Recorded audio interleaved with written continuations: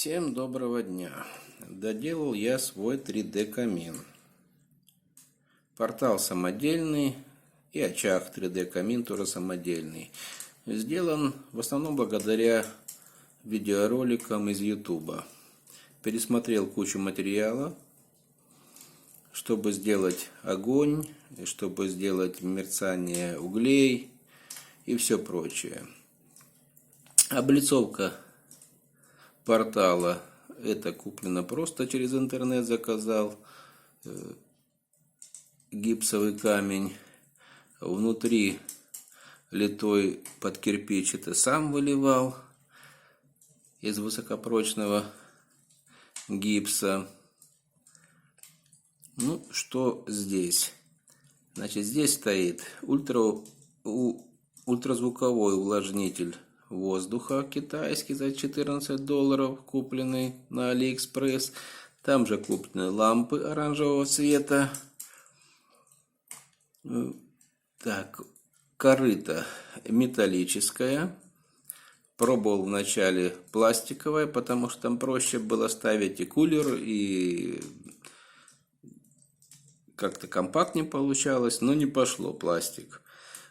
Все-таки металл, какой там не есть, это даже, наверное, не алюминий, а силумин, но все равно он разогревается и получается эффект тогда огня совсем другой, ну и температуру держит. Также сделана крышечка из жестянки с установленным вентилятором, потому что без вентилятора такого эффекта нет. Регулировка через потенциометр. Конечно, диапазон регулирования очень маленький, но хватает.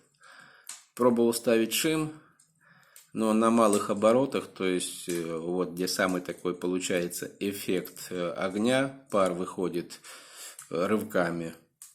Он гудит как трансформатор тогда и перебивает весь звук. Также здесь обычная лента красного светодиодная, там у нее много функций, то есть программ, как она может моргать, мерцать, можно выбрать. Ну, в общем-то, и вся начинка. Единственное, что, пересмотрев все, сделал все управление на пульте, то есть включение, отключение,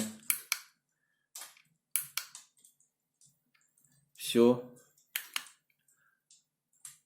можно управлять.